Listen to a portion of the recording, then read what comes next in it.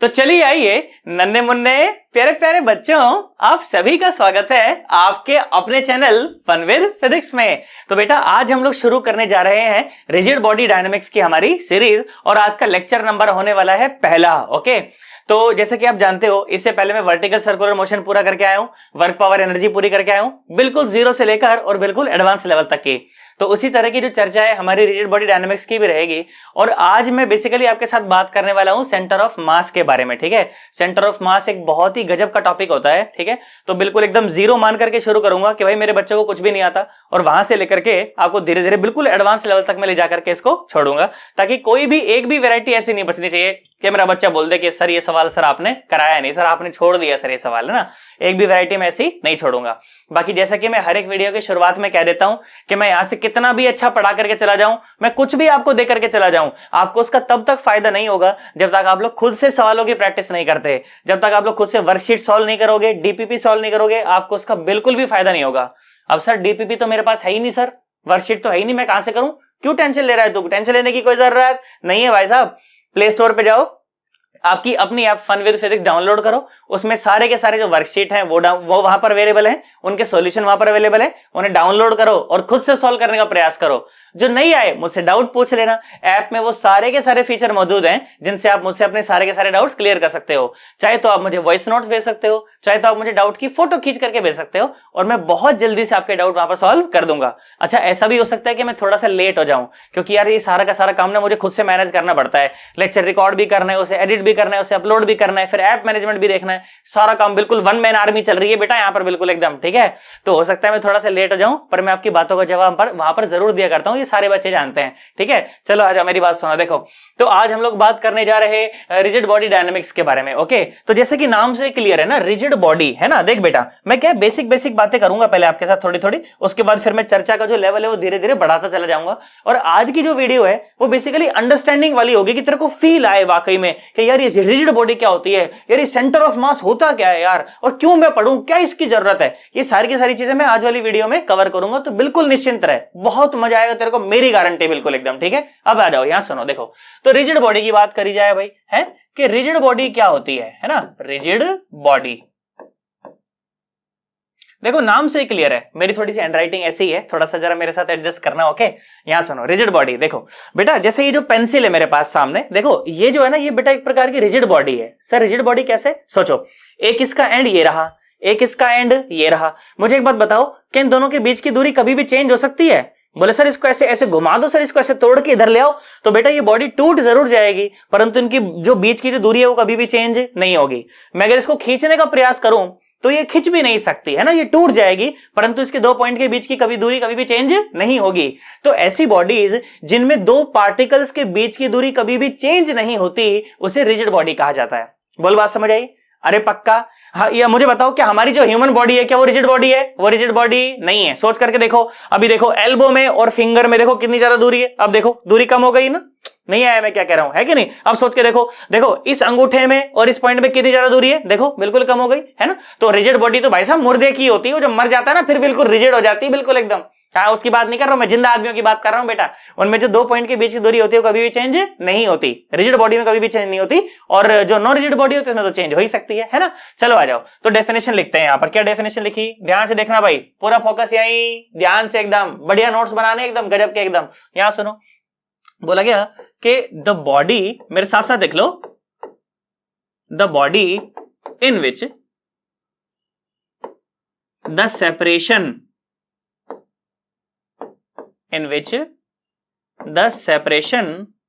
between its 2 points never changes. Okay, never changes. Okay, is called rigid body. Okay, ऐसी body जिसमें दो points के बीच की दूरी कभी भी चेंज नहीं होती, उसे रिजिड बॉडी कहा जाता है। बोलो बात समझ आ गई? अरे पक्का? सोच रहे? अब मेरी बात का जवाब दो, ध्यान से देखो सुनो। एक मैं बढ़िया बात आपके साथ करता हूं। मैंने आपको बोला बेटा कि जैसे ये क्या है ना, अपने पास धरती माता है, और धरती माता के ऊपर यहां मेरे पास रखा हुआ है एक डब्बा, ओके, एक रिजिड बॉडी है, आप ऐसा मानो इसको। ओके, ये क्या है? एक रिजिड बॉडी है। तो मैंने बोला ठीक है, ओके, ये क्या है? एक रिजिड बॉडी। बच्चा बोला ठीक है जी सर, बात समझ आ गई सर, है ना। अब देखो, मैं अगर आपको ऐसा बोलूं कि ये पॉइंट है ए और ये पॉइंट है बी, ऐसा मैंने आपको बोल दिया, और ये जो डब्बा है ना, ये डब्बा आगे जा रहा है वी रफ्तार से, ये डब्बा आगे जा रहा है वी रफ्तार से। तो सोचो, अगर ये डब्बा अगर आगे जा रहा है वी रफ्तार से, तो ए पॉइंट की रफ्तार कितनी है? बच्चा बोलेगा सर वी है। और बी पॉइंट की रफ्तार कितनी है? अरे सर वी ही तो है। जब ये दोनों पॉइंट जब डब्बे के अंदर ही लाई कर रहे हैं और जब डब्बा आगे वी रफ्तार से जा रहा है, तो दोनों पॉइंट की रफ्तार कितनी हो गई? अरे वी हो गई। बोलो बात समझ आई कि नहीं? अरे पक्का। अब अगर मैं आपको ये कहूं कि velocity of point A with respect to point B, देखो कितनी हो जाएगी? 0 हो जाएगी। इसका मतलब कि अगर आप मान लीजिए कि ये जो बॉडी है वी रफ्तार से चल रही है, और अगर मैं ए पर बैठ जाऊं तो बी मुझे बताओ, क्या आगे भागता नजर आएगा? क्या नहीं। क्या पीछे भागता नजर आएगा? नहीं। बी तो वही दिखेगा मुझे। तो इसका मतलब कि velocity of point A with respect to B, अब मैं बी पर देखूं, मुझे बताओ, क्या ए डब्बा पीछे रह जाएगा? नहीं। ए पॉइंट क्या आगे भाग जाएगा? नहीं। इसका मतलब कि अगर ए पर बैठ करके बी को देखूं या बी पर बैठ करके ए को देखूं, तो भाई साहब ये दोनों पॉइंट मुझे कैसे नजर आएंगे? रेस्ट में नजर आएंगे। ए के रिस्पेक्ट में ना तो बी चल रहा है, ना बी के रिस्पेक्ट में ए चल रहा है, तो velocity of A with respect to B is 0, velocity of B with respect to A is 0। बोलो बात समझ आ गई? अरे पक्का। अब ध्यान से सुन, एक और बात करो, आ जाओ। अब मैं क्या बोला?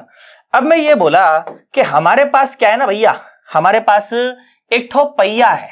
क्या है हमारे पास? एक ठो पहिया है। यहां देख रहे हो, हमारे पास क्या है? एक ठो पहिया। बच्चा बोला ठीक है सर, पहिया है तो है ना। अब हमने क्या करा? हमने इसको ऐसे धरती माता पर ऐसे रख दिया, है ना, और अब हम उसको क्या कर रहे हैं? लुढ़का रहे हैं बेटा, है ना। इस पहिए को हम क्या कर रहे हैं? हम ऐसे लुढ़का रहे हैं। बोलो बात समझ आ गई? अब मैंने क्या बोला? मैं कहता हूं फिर से 2 पॉइंट मानो। क्या मानो? 2 पॉइंट मानो। मैंने बोला इस पॉइंट को मान लो बी है और इस पॉइंट को मान लो ए है ना। और पहिया भी कैसे होता है? ये भी रिजिड बॉडी होती है, तो ये भी रिजिड बॉडी है भाई साहब। बच्चा बोला ठीक है सर, बात समझ आ गई, है ना। अब आप मुझे एक बात का जवाब दो, जब आप बी पर बैठ करके ए को देखोगे तो आपको ए कैसा नजर आएगा? ध्यान से देखना, आप बी पर बैठ जाओ, आप क्या करो? बी पर बैठ जाओ, और अब आप ए का मोशन ऑब्जर्व करो, तो आपको ए ऐसा रहता दिखेगा, ओए ओए ओए, ऐसा रहता दिखेगा। अगर मैं बी पर बैठ जाऊं और फिर ए को देखूं, ए हो रहा ऊपर, ए कैसे दिखेगा? ओए ओए। हाँ, बोल आया कि नहीं आया? अरे पक्का। ध्यान से देख, पहले वाले केस में जब बी पर बैठ के ए को देखा जा रहा था, बी पर बैठ के ए को देखा जा रहा था, तो ए चल नहीं रहा था, परंतु अब अगर बी पर बैठ करके ए को देखा जाएगा तो वो सर्कल में घूमता नजर आएगा। बोल बात समझ आई कि नहीं है? अरे पक्का। Now the velocity of point A with respect to B जो है वो नॉन जीरो है, और वो कैसी है? सर्कुलर है। कैसी है? सर्कुलर। बोल तेरे को कहानी समझ आई कि नहीं आई? तो यहां से जो सीखने वाली बात है, जो मैं आपको बताना चाहता हूं, जो मैं आपको एनालिसिस करवाना चाहता हूं, वो ये है कि बेटा जो रिजिड बॉडी होती है ना, उसके जो 2 पॉइंट्स होते हैं, या तो वो हमेशा एक दूसरे के रिस्पेक्ट में रेस्ट में रहते हैं या सर्कुलर मोशन में रहते हैं। बात खत्म। बोल तेरे को बात समझ आई? पक्का कि रिजिड बॉडी में कोई भी 2 पार्टिकल या तो एक दूसरे के रिस्पेक्ट में रेस्ट में रह सकते हैं या सर्कुलर मोशन में रह सकते हैं, तीसरा कोई भी मोशन पॉसिबल नहीं है ही नहीं। वो भाई साहब बोल आया कि नहीं आया? एकदम पक्का। मैं लिखता हूं यहां पर, फिर तुम्हें स्क्रीनशॉट लेने का मौका दूंगा मैं अच्छे से, डोंट वरी अबाउट दैट, है ना। मैं यहां लिखता हूं, मैंने क्या बोला कि इन अ रिजिड बॉडी, क्या बोला मैं? इन a rigid body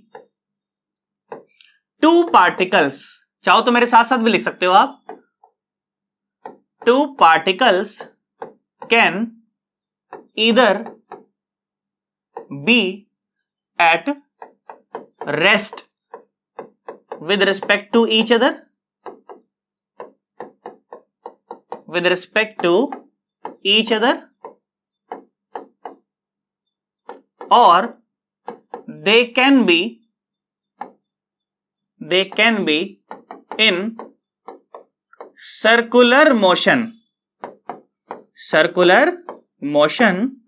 with respect to each other, with respect to each other, इसके अलावा और कोई मोशन पॉसिबल नहीं है, वो हो ही नहीं सकता है, और कोई मोशन पॉसिबल ही नहीं। बोलो बात समझ आ गई कि एक रिजिड बॉडी में या तो दो पार्टिकल एक दूसरे के रिस्पेक्ट में रेस्ट में रह सकते हैं या फिर वो सर्कुलर मोशन में रह सकते हैं, इसके अलावा कोई मोशन पॉसिबल नहीं। आई होप मैं आपको इतनी बात समझा पाया हूंगा कि रिजिड बॉडी क्या होती है ना, कैसे ये कहानी बनती है। बोलो आया?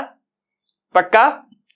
नीचे कमेंट करके बताना मेरे को कि समझ आ रहा है कि नहीं आ रहा तुम्हारे को। भाई साहब इस समय तुम्हें पता है मैं स्कूल से आया हूं जस्ट अभी, सुबह मैं पढ़ाना शुरू किया था 8 बजे, और 8 बजे से लेकर के भाई साहब मैंने 3 बजे तक लगातार पढ़ा है।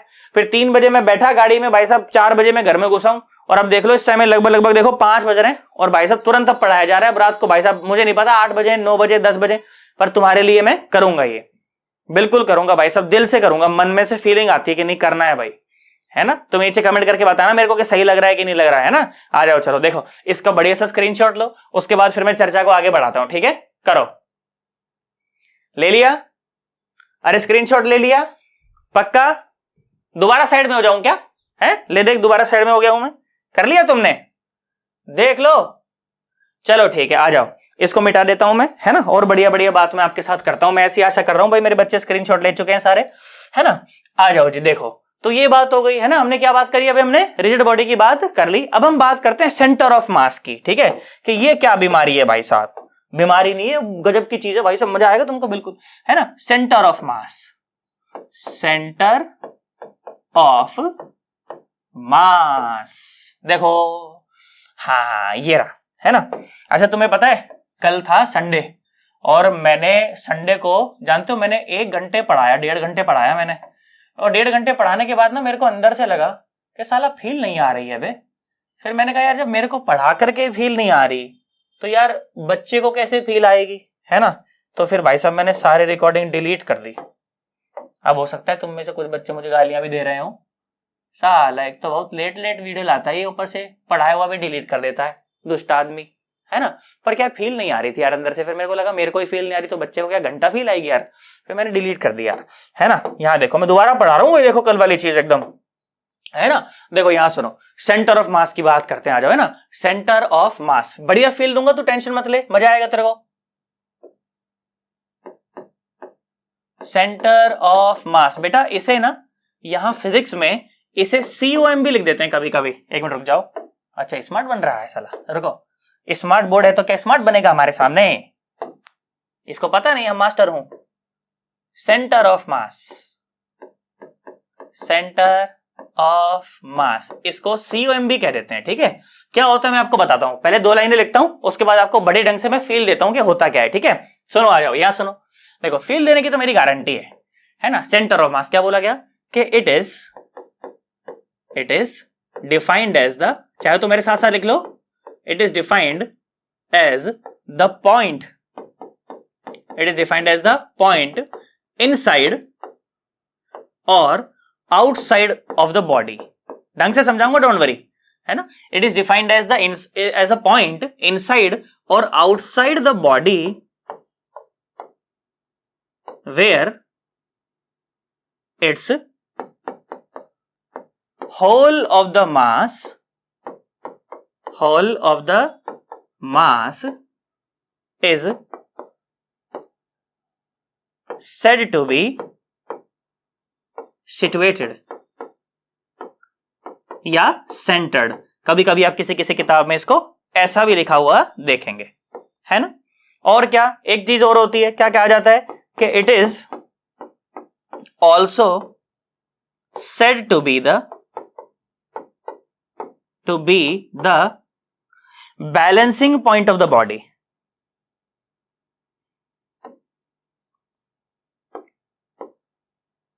balancing point of the body। क्या अब मैंने अलाई बलाई लिखी, मैं तेरे को समझाता हूं, ध्यान से सुन। क्या बोला गया बेटा, ऐसा बोला गया कि सेंटर ऑफ मास जो है ना बेटा, वो एक ऐसा पॉइंट है जहां पर हम लोग मान लेते हैं कि किसी बॉडी का सारा मास रखा हुआ है ना, ये बॉडी के अंदर भी हो सकता है और बॉडी के बाहर भी हो सकता है। सर ये क्या मतलब है, मैं समझाता हूं, डोंट वरी, है ना बेटा। 99.99% केसेस में ये बॉडी के अंदर ही होता है, किसी किसी केस में ये बॉडी के बाहर भी हो सकता है। कैसे हो सकता है मैं आपको बताऊंगा, पर उससे पहले आपको सेंटर ऑफ मास समझाता हूं। सुनो, मैं घर के स्टोर रूम में से एक ये सूगली सी एक प्लास्टिक की डंडी लेके आया हूं बेटा, है ना। जिसको सूगली नहीं पता बेटा, हरियाणा राजस्थान वाले समझते होंगे, व्हाट इज सूगला। सूगला इज डर्टी फेलो, ओके। तो ये एक डर्टी सी एक, ये क्या बोलते हैं, मैसी सी एक रॉड है, मैं लेकर के आया हूं आपको कुछ समझाने के लिए, ओके। किसी लड़की को मत बोल देना राजस्थान हरियाणा की वो सूगली कहीं की, वो बहुत मारेगी बेटा, है ना। यहां सुनो, देखो हम तो यही सोच रहे थे।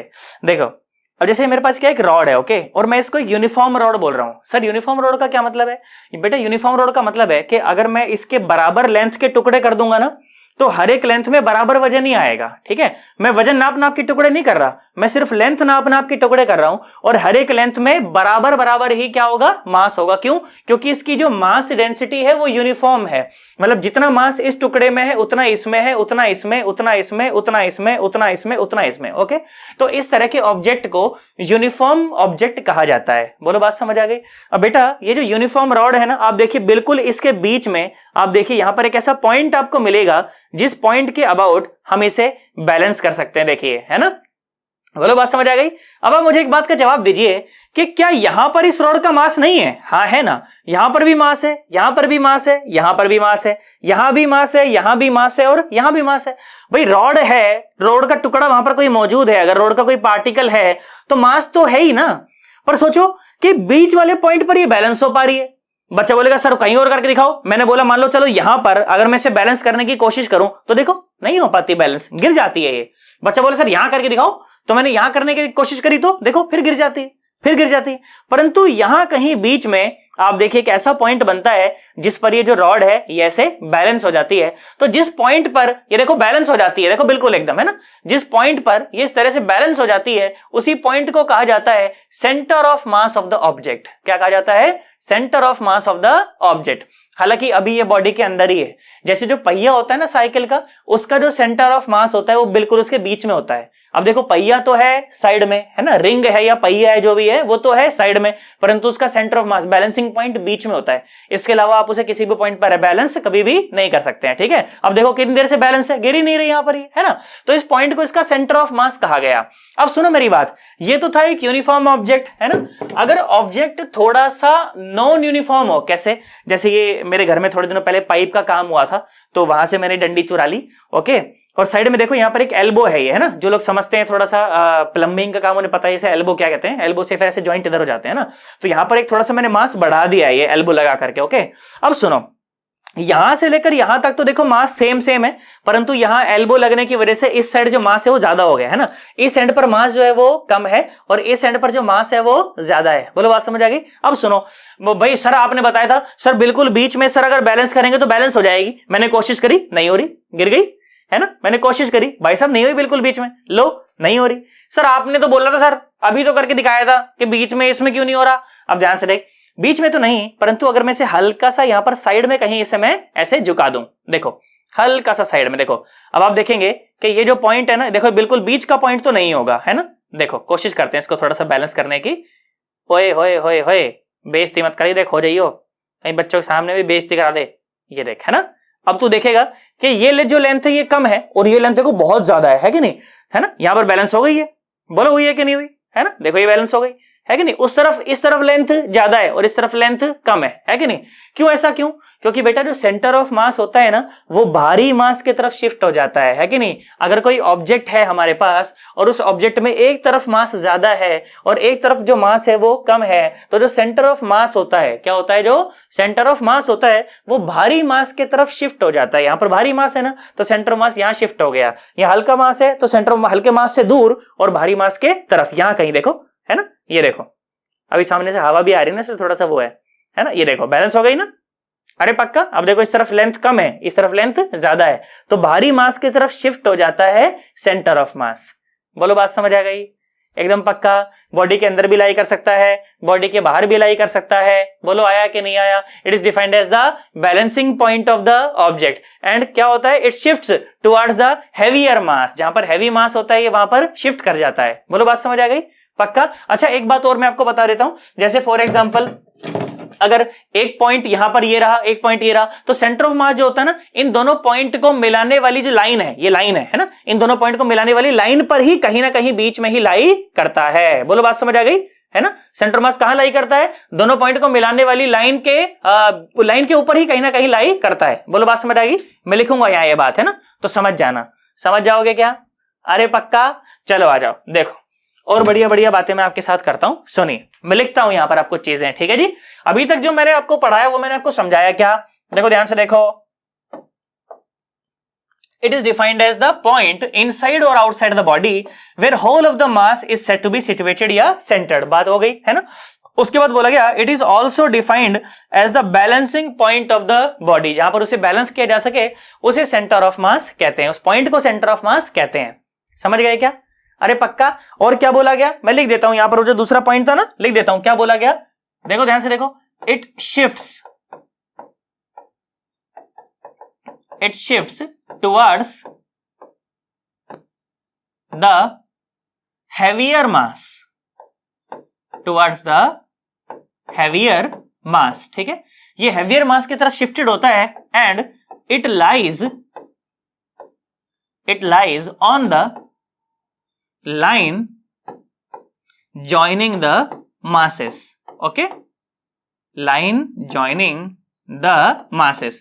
अगर एक टू मास सिस्टम के बारे में बात की जाएगी तो अगर मैं कहूं कि यहां पर एक मास है और यहां पर एक और मास है, तो जो सेंटर ऑफ मास होगा वो इन दोनों को ज्वाइन करने वाली लाइन के ही ऊपर कहीं ना कहीं होगा। वो हो सकता है बिल्कुल बीच में हो जाए, वो हो सकता है यहां हो जाए, वो हो सकता है यहां हो जाए, उस बात से कोई लेना देना नहीं है, परंतु वो इन दोनों को ज्वाइन करने वाली लाइन पर ही कहीं ना कहीं लाई करेगा। ये तो कंफर्म है। बोला आया? अरे पक्का? अच्छे समझ आया? अभी फील दूंगा सर। ठीक है sir, centre of mass sir हमने पढ़ा सर, अच्छी बात है सर। जहां पर मतलब भाई सारा का सारा मास रखा उसे सेंटर ऑफ मास कहते हैं। सर मैं क्यों पढ़ूं सर? मतलब ऐसी आफत आ गई जो हमको सेंटर ऑफ मास पढ़ना पड़ रहा है यार? मैं बताऊंगा, we don't worry about that. क्या इतनी कहानी समझ आई? अरे पक्का? सोच ले। चलो आ जाओ, इसका बढ़िया सा एक स्क्रीनशॉट लो, उसके बाद मैं आपको महत्व बताता हूं सेंटर ऑफ मास पढ़ने का। महत्व क्या है देखो, सुनो, है ना, महानता क्या है वो बताऊंगा। करो इसको, नोट करो, स्क्रीनशॉट ले लो अच्छे से। कर लिया? अरे पक्का? आगे बढ़ जाऊं? ध्यान से देख, सुन, आजा, मिटा दो ना इसको भाई। स्क्रीनशॉट ले लिया नहीं ले लिया है ना? चलो देखो, ध्यान से देखो, इंपॉर्टेंस ऑफ सेंटर ऑफ मास। देख मैं तेरे को फील देता हूं अब थोड़ी सी, देख ध्यान से देख।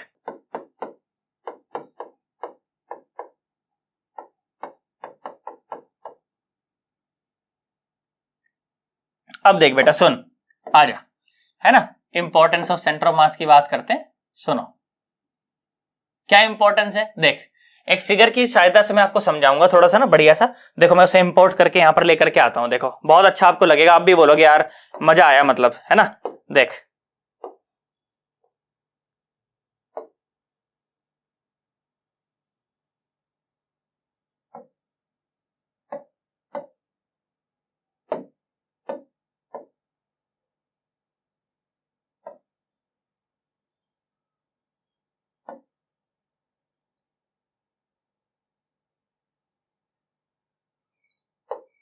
चलो, आई होप आप इसे देख पा रहे होंगे शायद, है ना।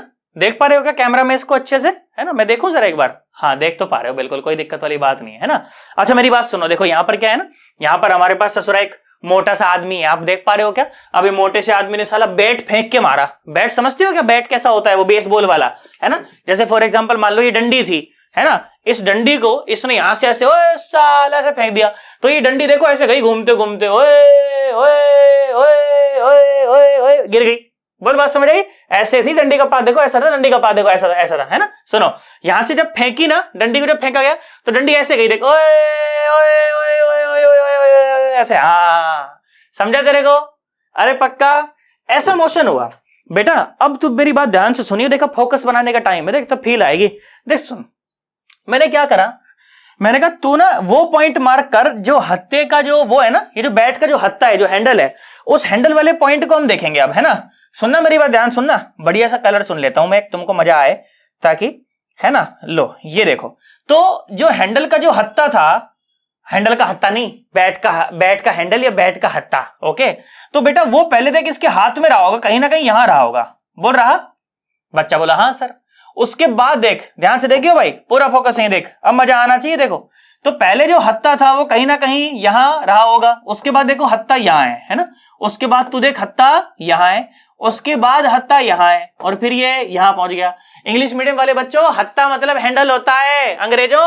यहां देखो, फिर ये यहां आ गया, फिर ये यहां आ गया। बोल बात समझ आई? और यकीन मानना, ये तो बहुत मतलब क्या बोलते हैं, मैंने कम फिगर्स यहां पर दिखाई हैं। ट्रांजिशन के दौरान बहुत सारे फिगर्स यहां पर बने होंगे, है ना। पहले ऐसे डायरेक्ट से ऐसे थोड़ी हो जाएगा, एक बीच में स्टेज आई होगी, बहुत सारे आए होंगे इस तरह से ना। अब सुनो, अब अगर इसके पाथ को अगर मैं ट्रेस करना चाहूं तो ध्यान से देखना, अब क्या पाथ बना, ये देख, ये फिर ये फिर ये फिर ये फिर ये, है कि नहीं। तू बता, ये कोई मोशन जो है, क्या ये एनालाइज करने लायक मोशन है? आप देख पा रहे हो कैसे? या थोड़ा सा गाढ़ा बनाना पड़ेगा मुझे, है ना, नहीं तो देख नहीं पाओगे।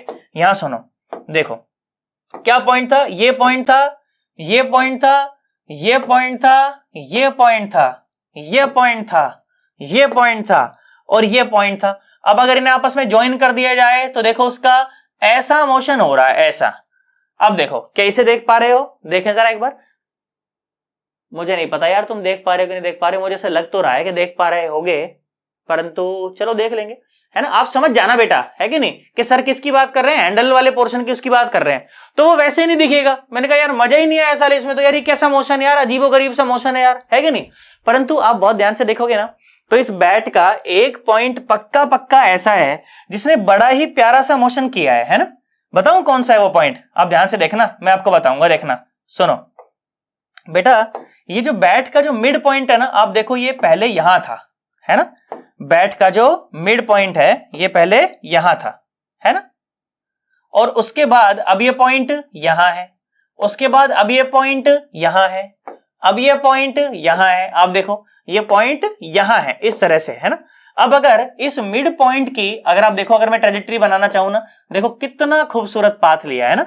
और बेड का ये जो मिड पॉइंट है, बेड का जो, यही क्या है, उसका सेंटर ऑफ मास है। यही क्या है, उसका सेंटर ऑफ मास है भाई साहब। बोलो कहानी समझ आई है कि नहीं आई? अरे पक्का।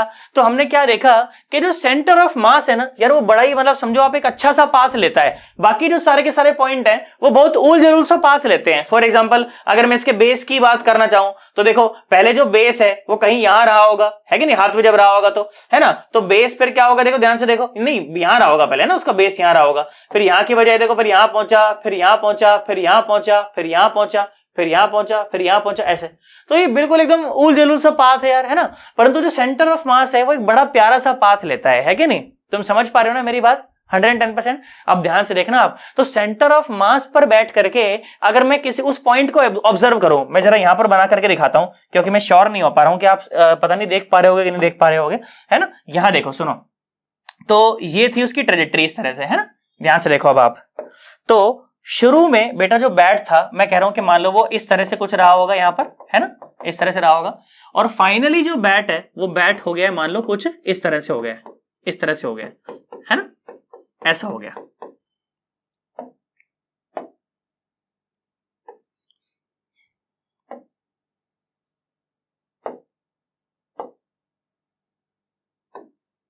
बेटा ध्यान से देखें, मैं कह रहा हूं कि मान लो ये कुछ भी एंगल जैसे थीटा वीटा है, आपको पता है, इस तरह से मैं आपको कह रहा हूं, ठीक है।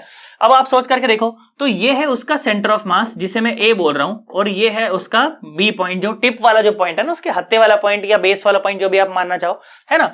तो अब आप सोच करके देखो, तो अगर आप सेंटर ऑफ मास पर बैठ करके इस बी पॉइंट को देखोगे तो बी पॉइंट कैसा घूमता नजर आएगा, ऐसे ओए सर्कल में, अभी बताया था, है ना। या तो रेस्ट पर रह सकते हैं या तो सर्कल में घूम सकते हैं। तो अब आपको ये जो बी पॉइंट है ना, ये ए पर बैठ करके अगर आप देखेंगे तो आपको सर्कल में घूमता हुआ नजर आएगा। कैसे आएगा? सर्कल में घूमता हुआ नजर आएगा। और अब अगर आपको बोले कि बी पॉइंट के आप कोऑर्डिनेट लिख दो, तो आप आराम से लिख सकते हो। कैसे? मैं बताऊंगा। अब अगर नहीं बताया होता ना तो कितने गंदे कोऑर्डिनेट आते, कैसे करते हैं। परंतु अब आप सोच करके देखो कैसे कोऑर्डिनेट लिखे जाते हैं। बेटा ये जो ए पॉइंट के कोऑर्डिनेट है, ये तो लिखना मेरे लिए बहुत आसान है। क्यों? क्योंकि ये एक्स और ये वाई, ये तो मैं किससे जानता हूं, बताओ? प्रोजेक्टाइल मोशन से लिखना जानता हूं।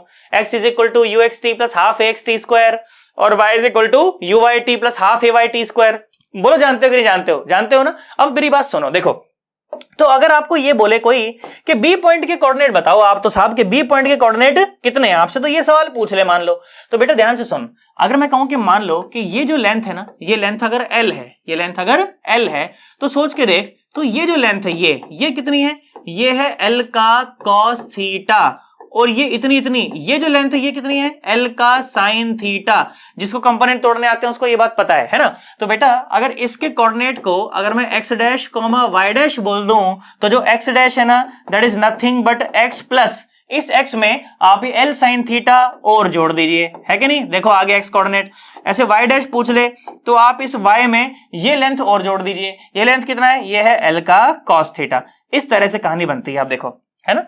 तो यहां पर मेरे लिए motion centre of mass frame में बैठ करके सॉल्व करना आसान हो गया। तो अगर सेंटर ऑफ मास मुझे समझ ही नहीं आएगा, मुझे उसकी पोजीशन ही नहीं निकालनी आएगी, तो कैसे काम चलेगा, उसके फ्रेम में बैठेंगे कैसे, बोलो आया कि नहीं आया। तो 99.9999% सवाल सेंटर ऑफ मास फ्रेम में बैठ करके किए जाएंगे, और वहां पर बैठ करके बहुत आसान हो जाते हैं, इसीलिए सेंटर ऑफ मास आप पढ़ें। बोलो आया, अरे पक्का। और इसके अलावा देखो मैं आपको बताता हूं, याद करो कुछ बातें आपको बताई गई थी।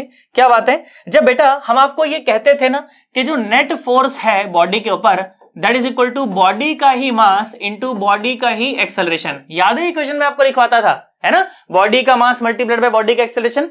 वाकई में वो बॉडी का एक्सेलरेशन नहीं होता था, वो सेंटर ऑफ मास का एक्सेलरेशन होता था। किसका एक्सेलरेशन होता था, सेंटर ऑफ मास का एक्सेलरेशन होता था। और जब मैं आपको यह कहता था कि the momentum of the body is equal to the product of mass of the body into velocity of the body, तो वाकई में वो वेलोसिटी ऑफ बॉडी नहीं होता था, वो वेलोसिटी ऑफ सेंटर ऑफ मास होता था। पर मुझे पता था कि मेरे जो बच्चे हैं वो 10वीं से अभी नए 11वीं में आए हैं, उनको सेंटर ऑफ मास नहीं पता, इसलिए मैं उनको बताता ही नहीं था। परंतु रिजिड बॉडी में जो सेंटर ऑफ मास की रफ्तार होती है वही उसके सारे पॉइंट्स की रफ्तार होती है। बोलो होती है कि नहीं होती। अब जैसे मेरे पास यहां पर मेरा ये आईपैड पड़ा हुआ है कि नहीं, अब देखो उसका जो सेंटर ऑफ मास है वो यहां लाई करेगा ना, तो अगर ये इधर जा रहा है तो पूरा का पूरा आईपैड ही इधर जा रहा है ना भाई साहब, सेम रफ्तार से इधर जा रहा है ना आईपैड। साला थोड़े दिनों पहले ही बोल रहा था मैं गरीब हूं, अभी आईपैड कहां से, मेरा नहीं है, ये हमारे पड़ोसियों का है बेटा, मैं तो मांग करके लाया हूं बेटा, मेरा नहीं है, ये रूम भी मेरा नहीं है, ये भी मेरा नहीं, कुछ भी मेरा नहीं, तो मांग के लाया हूं भाई साहब। ऑफलाइन वाले बच्चे समझ रहे होंगे सारे, है ना, ये पक्के में है मास्टर। सुनो यहाँ सुनो, देखो अच्छा लगेगा तुमको, है ना, ये इससे मेरा कोई मतलब नहीं है, इसलिए बोतल उठा ली मैंने भाई साहब, है ना। सुनो, तो जो बोतल के सेंटर ऑफ मास का की जो रफ्तार है इधर, इस पूरी बॉडी की वही रफ्तार है, इसलिए सेंटर ऑफ मास शब्द का इस्तेमाल ला करके हम लोग बॉडी शब्द का इस्तेमाल कर देते थे। परंतु आपको ये बात समझ आनी चाहिए क्या, कि भाई साहब एफनेट में जो मास ऑफ द बॉडी होता है वो वाकई में मास ऑफ सेंटर ऑफ मास होता है ना। और जो मोमेंटम में जो सेंटर ऑफ मास की जो बॉडी की जो रफ्तार होती है वाकई में वो सेंटर ऑफ मास की रफ्तार होती है।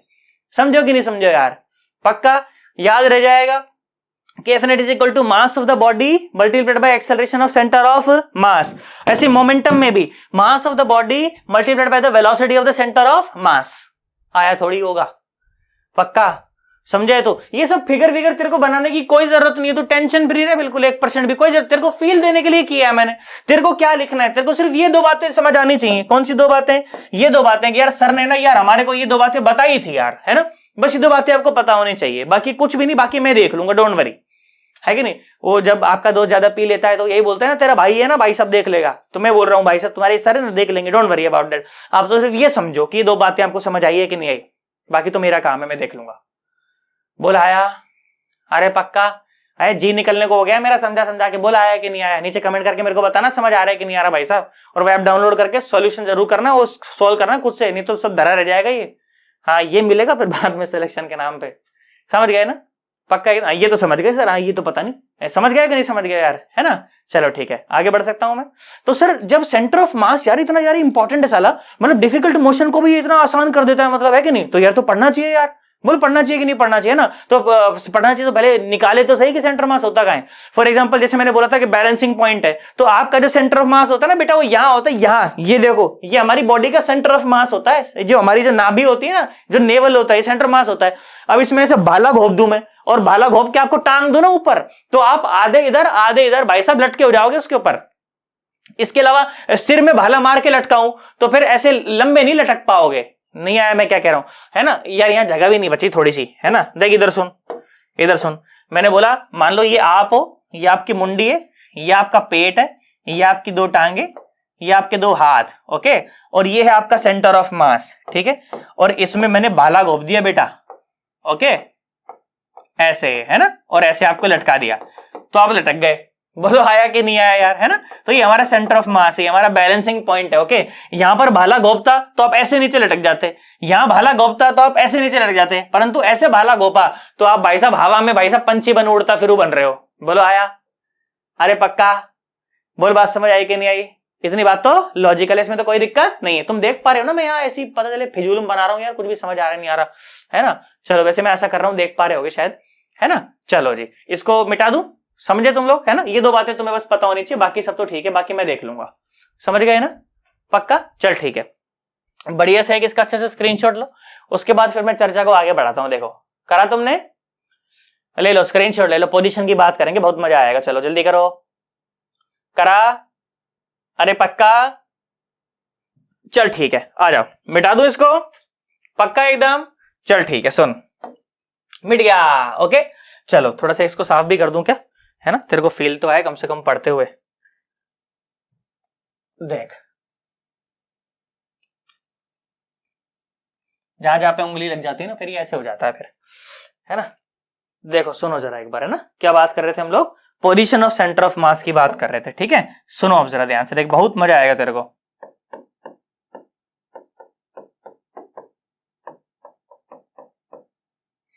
चलो जी, position of centre of mass, ठीक है जी। अब ध्यान से सुनो, आ जाओ। तो कैसे निकाले पोजीशन ऑफ सेंटर ऑफ मास, देख मैं बताता हूं, डोंट वरी अबाउट दैट, है ना।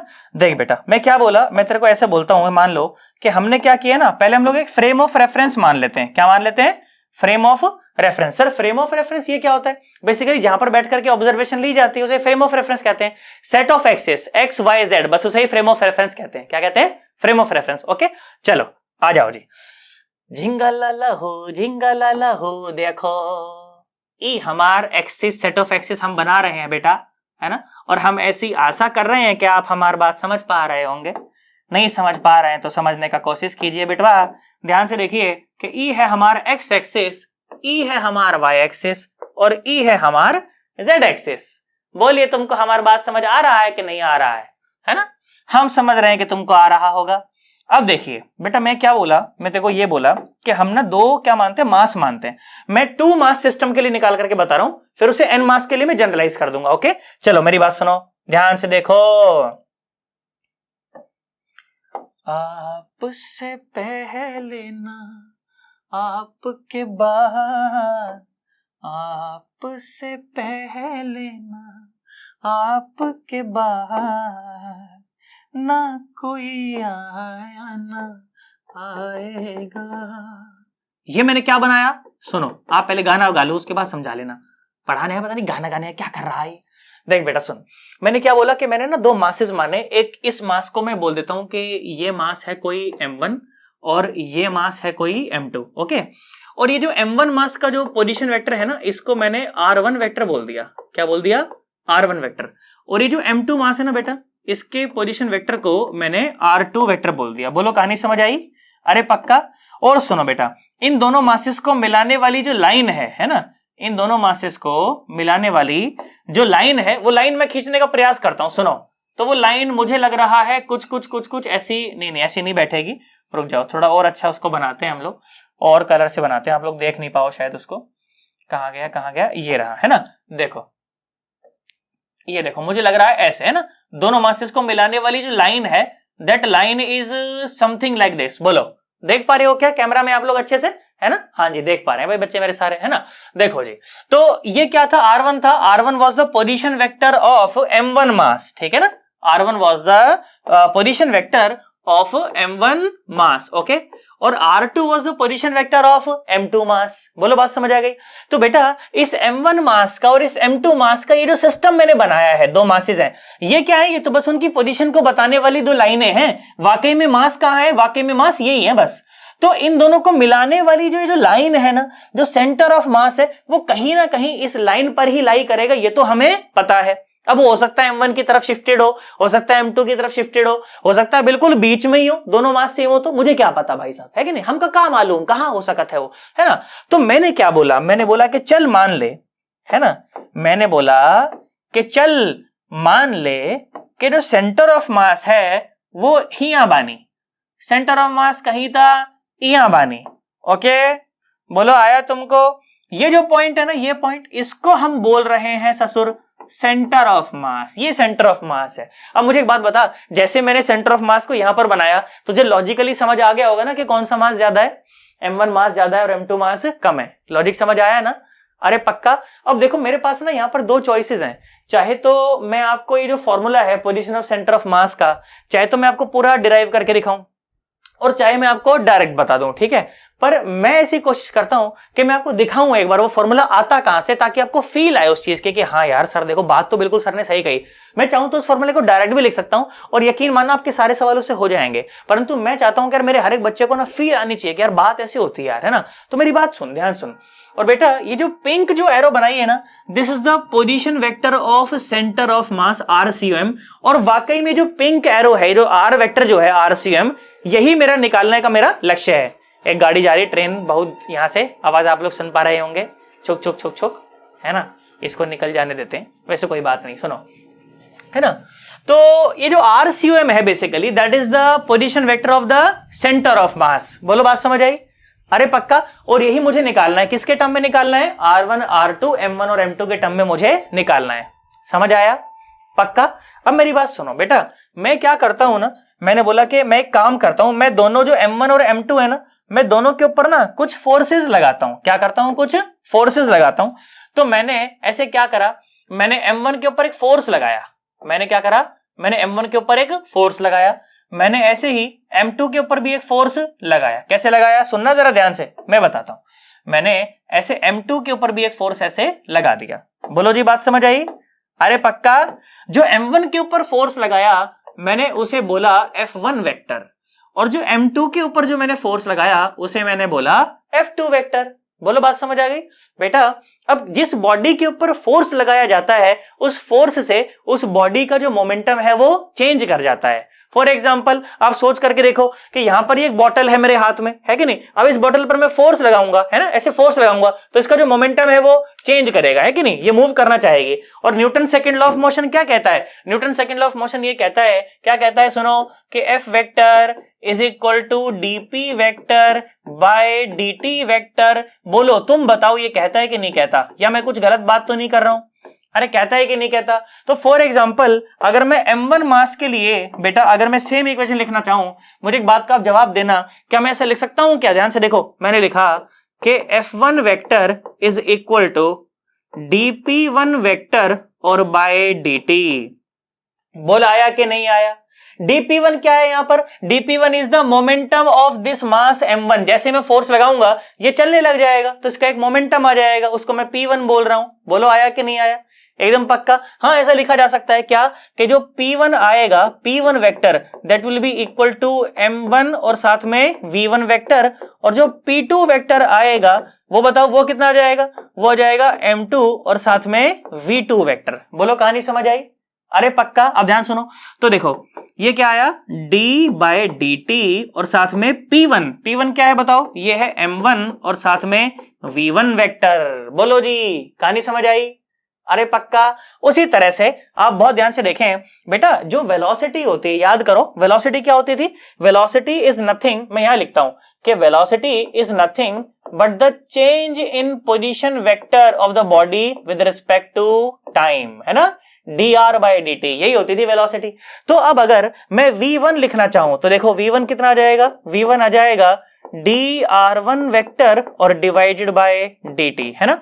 और इसी तरह से जो v2 आ जाएगा, v2 वेक्टर, वो कितना आ जाएगा? वो आ जाएगा dr2 वेक्टर बाय dt।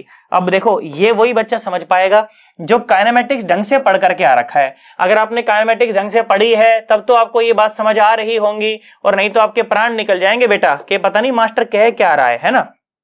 कि जो वेलोसिटी होती है that is basically dr by dt, है ना, और जो मोमेंटम होता है जो ये तो हमको पता ही है, खैर है ना, फोर्स और उसमें क्या रिलेशन होता है, F is equal to dp by dt, सब समझते हैं ना। अब मेरी बात सुन देख ध्यान से देख, जो मास है वो तो कांस्टेंट है, बाहर निकाल दो। तो जो F1 वेक्टर हो गया वो क्या हो गया M1 और साथ में देखो d/dt और साथ में V1 वेक्टर, बोलो यही आया।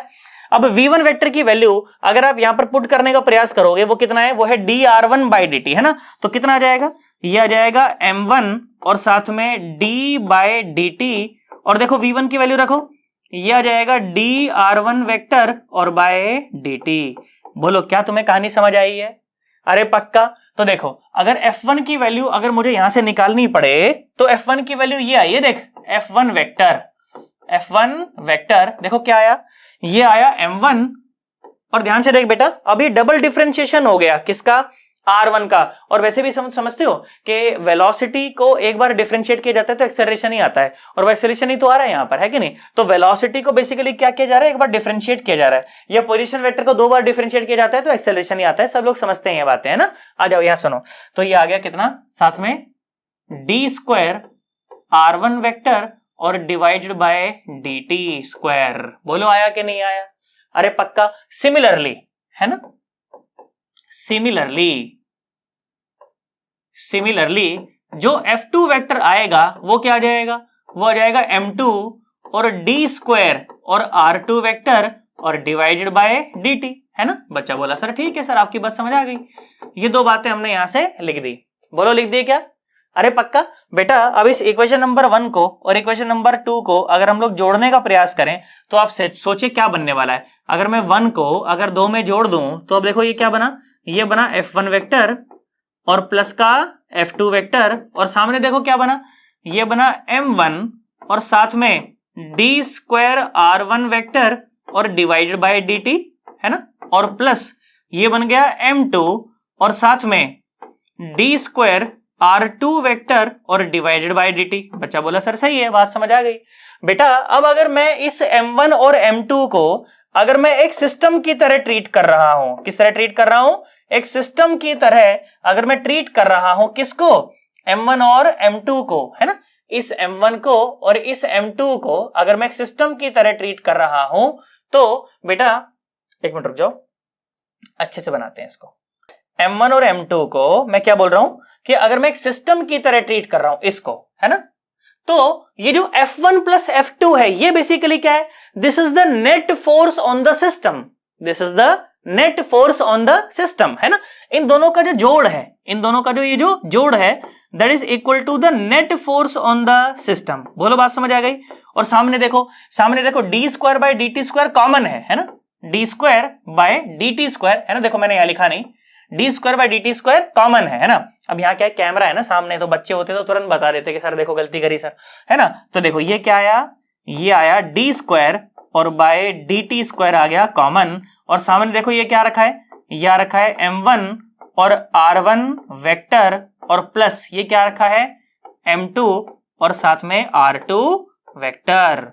बोलो कहानी समझ आई कि नहीं आई?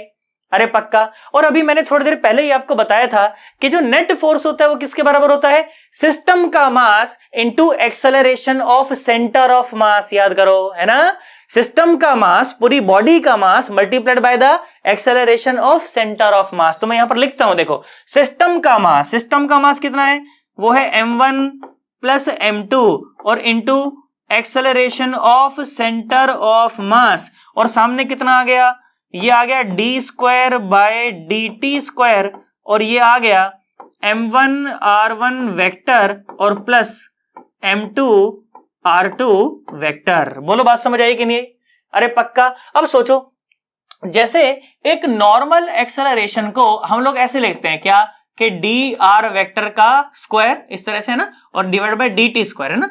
डबल डिफरेंशिएशन जब करा जाता है पोजीशन वेक्टर का तो हमें एक्सेलरेशन मिलता है। तो ऐसे एक्सेलरेशन ऑफ सेंटर ऑफ मास निकालना हो तो सेंटर ऑफ मास का जो पोजीशन कोऑर्डिनेट है उसे डबल डिफरेंशिएट कर दिया जाएगा, है कि नहीं। तो देखो इक्वेशन क्या बन जाएगी, इक्वेशन कुछ इस तरह से बनेगी, क्या ये बनेगी M1 प्लस M2 और साथ में ये बन गया d² by dt² of r vector of centre of mass, और सामने क्या बन गया, ये बन गया d² और बाय dt² और साथ में क्या बन गया बोलो, ये बन गया M1 R1 वेक्टर और प्लस M2R2 वेक्टर। बोलो कहानी समझ आ गई? अरे पक्का। अब आप बहुत ध्यान से देखें, M1 प्लस M2 को अगर आप नीचे भेज देंगे तो और इसको d2/dt2 दोनों तरफ से कट जाएगा। तो देखो सेंटर ऑफ मास का जो पोजीशन कोऑर्डिनेट आ गया वो सिंपली इतना आ गया। देखो कितना, M1R1 vector plus M2R2 vector और डिवाइडेड बाय M1 और plus M2। This is the position vector of centre of mass for two body system. अब मैं चाहता तो तेरे को ये सब इतनी कहानी बिना सुनाए तेरे को ये फॉर्मूला भी बताता और यकीन मान तेरे सारे सवाल वहां से सॉल्व भी होते, पर तेरे को कम से कम पता तो चले कि ये आता कैसे है यार, ये होता कैसे है ना, अंदर कम से कम फील तो होनी चाहिए कि यार ऐसे होता है यार, तो फिर मजा आता है। बाकी तो मैं तेरे को टेक्निक बताऊंगा तेरे को कैसे प्रॉब्लम सॉल्व करनी है और तेरे सारे सवाल सॉल्व होंगे, डोंट वरी अबाउट दैट। आप मुझे सिर्फ इतना बता दो आपको ये कहानी समझ आई है कि नहीं आई। आई है पक्का एकदम? नीचे कमेंट करके बताना कि सर ये सही लग रहा है सर, है ना। नहीं लग रहा तो ये बता देना कि नहीं सर मजा आया नहीं सर। तो मैं उसको भी फिर आप पूछूंगा आपसे कि भाई कहां नहीं मजा आया बताओ, फिर अपन उसे करेक्ट कर देंगे। बोलो आया कि नहीं आया? पक्का? चल ठीक है, बढ़िया सर का एक स्क्रीनशॉट लो अच्छा सा, उसके बाद देखो फिर मैं चर्चा को और आगे बढ़ाऊंगा। ठीक है, कर लो जरा जल्दी कर लो। चलो जी, नोट किया तुमने? अरे पक्का स्क्रीनशॉट ले लिया? चलो मिटा दो इसको। देख सुन, आजा आप सुन, देख और बढ़िया बढ़िया बातें करता हूं मैं आपके साथ, है ना। देख तो क्या मैंने तेरे को बताया ना, मैं उसे एकदम से पहले क्या है सम अप करता हूं पहले, है ना। देख कैसे, सुन मेरी बात। मैंने बोला कि मान लीजिए कि ये थी हमारे पास आपकी क्या थी, बोलो, कोऑर्डिनेट एक्सिस थी ना। अरे पक्का, है ना। इसको मैंने एक्स एक्सिस बोला, इसको मैंने वाई एक्सिस बोला और इसको मैंने जेड एक्सिस बोला। तो बच्चा बोला ठीक है सर, आपकी बात समझ आई सर, है ना। अब फिर से देखो, यहां पर कहीं मास था कोई M1 और यहां पर कहीं मास था कोई M2, ऐसा ही था ना। बोल दो भैया, बोलता चलना एकदम, तभी तो मजा आएगा, है कि नहीं। देखो यहां पर एक मास था कोई M1 और यहां पर कोई एक और मास था M2। तो बच्चा बोला ठीक है सर, है ना। और इन दोनों को मिलाने वाली लाइन, ओके, कौन सी लाइन थी इन दोनों को मिलाने वाली? ये लाइन थी, देखो ध्यान से देखो, है ना, ये लाइन थी। दोबारा से खींचता हूं मैं एक बार, चलो मिट जाओ। अरे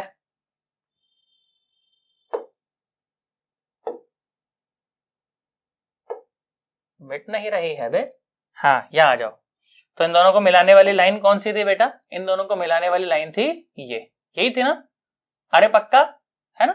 ठीक है जी, बच्चा बोला सही है सर, ये बात तो आपकी समझ आ गई, है ना। और हमने क्या देखा था कि जो सेंटर ऑफ मास है वो कहीं ना कहीं इस लाइन पर ही लाई करता था। मैंने बोला था चलो मान लो कि ये है वो सेंटर ऑफ मास, है ना। ये जो पॉइंट है, this point is centre of मास।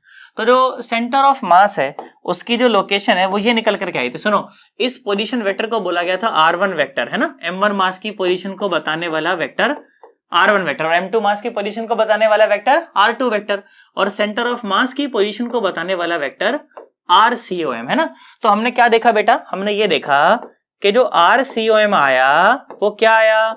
वो इतना आया, कितना?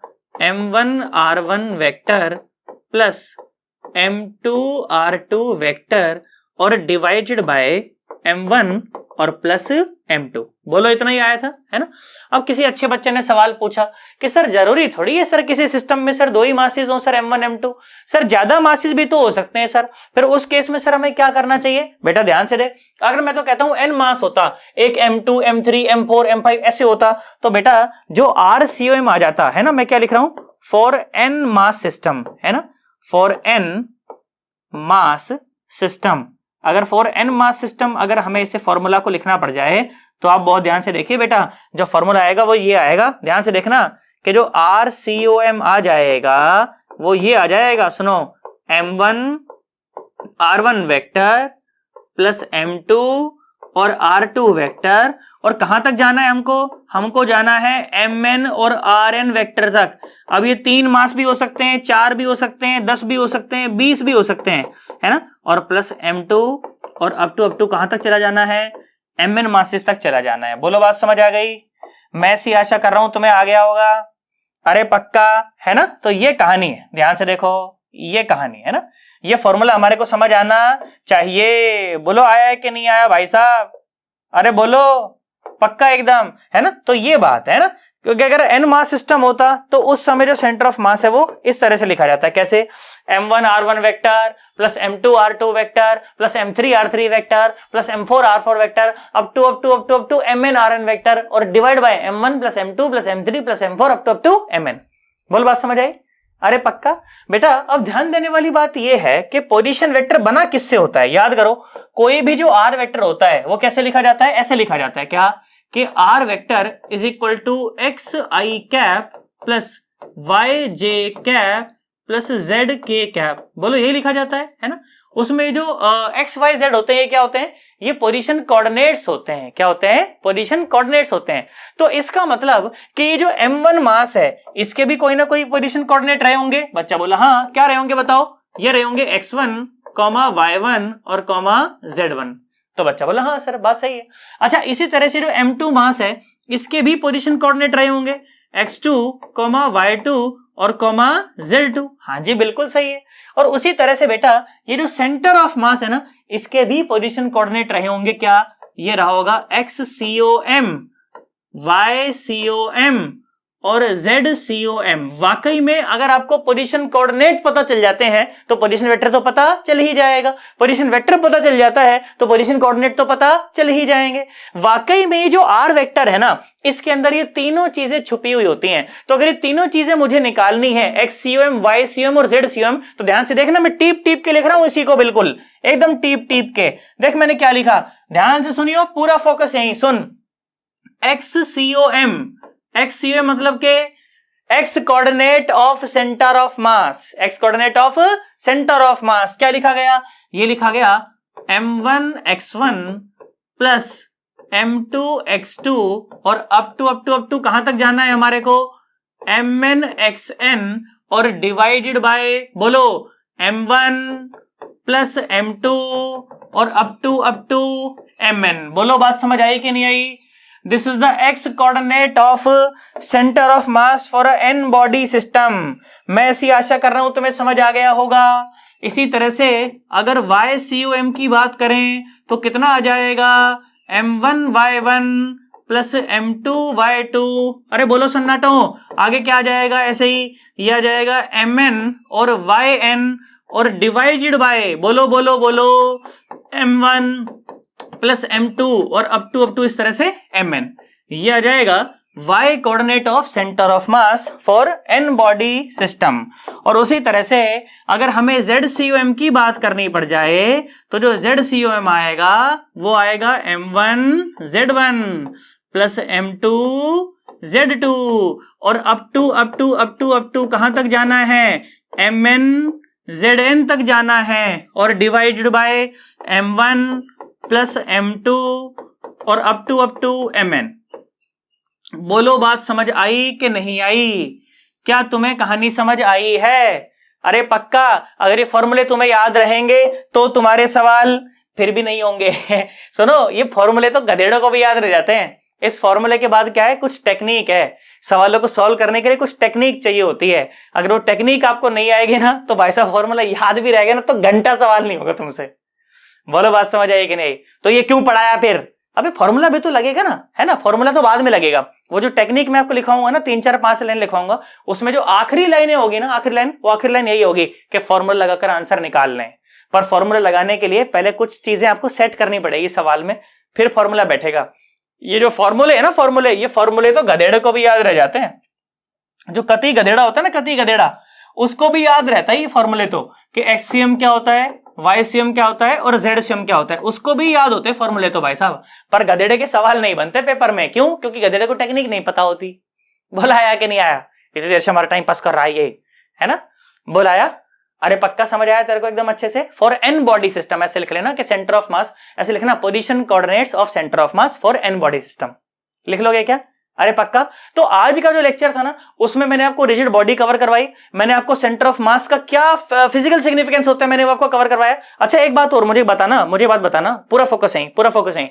सुनो, ऐसा मान लो कि तुम अपनी क्लास में बैठे हुए हो और तुम्हारा फिजिक्स का मास्टर तुम्हें पढ़ा रहा है। अब तुम ऐसे इमेजिन करना, तुम अपने फिजिक्स के मास्टर की सुंडी देख रहे हो बेटा, नेवल देख रहे हो आप उसकी, ठीक है। तो आप सोच करके देखो, हर एक जो बच्चा उसका नेवल देख रहा होगा, मतलब असली में नहीं देखना है बेटा, मैं क्या बोल रहा हूं, है ना, यहां सुनो, मतलब इमेजिन करना है। बेसिकली उसका सेंटर ऑफ मास है ना, फिजिक्स वाले मास्टर का सेंटर ऑफ मास यहां पर है, नहीं आया मैं क्या कह रहा हूं, फिजिक्स वाले मास्टर का सेंटर ऑफ मास यहां है। तो हर एक बच्चा जो उसके सेंटर ऑफ मास को देख रहा होगा, तो सोचो क्या हर एक बच्चे के लिए क्या सेंटर ऑफ मास के जो कोऑर्डिनेट्स है वो अलग अलग होंगे, क्योंकि जहां से आप बैठ करके देखोगे आपके लिए वही ओरिजिन होगा, है ना। तो और वही पोजीशन वेक्टर जो अलग अलग आएंगे। आप सोचो क्या करो आप कि जो क्लास में आपके 30 बच्चे बैठे हो ना, उनकी आंखों से लेकर और मास्टर की सुंडी तक भाई साहब एक वेक्टर मान लो, मास्टर के नेवल तक क्या मान लो, एक वेक्टर मान लो, तो 30 वेक्टर आकर के मास्टर के नेवल में घुस जाएंगे, ये साला खुपाच है कि नहीं। तो आप सोच करके देखो, तो 30 के जो 30 बच्चे हैं, उन 30 के 30 बच्चों के लिए मास्टर का जो नेवल है, मास्टर का जो सेंटर ऑफ मास है भाई साहब, उसके पोजीशन कोऑर्डिनेट अलग अलग हैं। परंतु मुझे एक बात बताओ, क्या सेंटर मास हिल गया क्या? बच्चे ने देखा सेंटर मास यहां निकला, उसने देखा सेंटर मास यहां निकला, नहीं भाई साहब, सेंटर मास तो यही है। तो सिखाने वाली बात क्या है कि on changing the position of origin, the position coordinates and hence the position vector of centre of mass changes, but the real meaning, the real significance, the real location of center of mass, that doesn't change. देखो समझ आई? On changing the origin, the position coordinates and the position vector of center of mass changes, but the real location of center of mass, that never changes. बोल आया कि नहीं आया? पक्का। एक ये इंपॉर्टेंट बात है, लिखना जो मैं बोला ना अभी अंग्रेजी में, उसको लिख लेना इसके नीचे बिल्कुल एकदम, है ना। उसके बाद फिर एक हेडिंग बनाना, techniques to solve the problems, के सवालों को सॉल्व कैसे करें, और वो मैं कवर करूंगा अगली वीडियो में, है ना। मैंने इस वीडियो में क्या आपको थोड़ा सा फील देने का प्रयास किया। अब मास्टर क्या करते हैं ना यार, ये फील नहीं देते, और फील नहीं देते डायरेक्ट पढ़ाते हैं, पता चला बच्चे को कुछ समझ नहीं आता यार, है कि नहीं। पर अब जो मैं तेरे को टेक्निक देकर के सवाल सॉल्व कराऊंगा ना, और बीच में जब ये चीजें लगाऊंगा जो मैंने बताई थी, यहाँ पर जो फील वाली चीजें बताई थी, तो तू बोलेगा यार मजा आया यार, इसीलिए वो पहले लेक्चर सर ने कवर करा था, है ना। ऐसा मत समझना आज का लेक्चर वेस्ट है भाई साहब, आज का लेक्चर सबसे बेस्ट लेक्चर है। फील आएगी तेरे को, आगे तू सवाल करेगा कि यार इसलिए करते हैं यार, ये आज तक तू साला समझ नहीं आता, अब समझ आया। हाँ बोल आया एकदम पक्का, कोई खास बात तो नहीं है, 100% एकदम। चल ठीक है, इसका बढ़िया सा आप स्क्रीनशॉट ले लो, मैं साइड में हो जाता हूं एकदम, है ना। और फिर अपन लोग मिलेंगे किसी अलग वीडियो में, ठीक है। चलो बाय बाय, टाटा।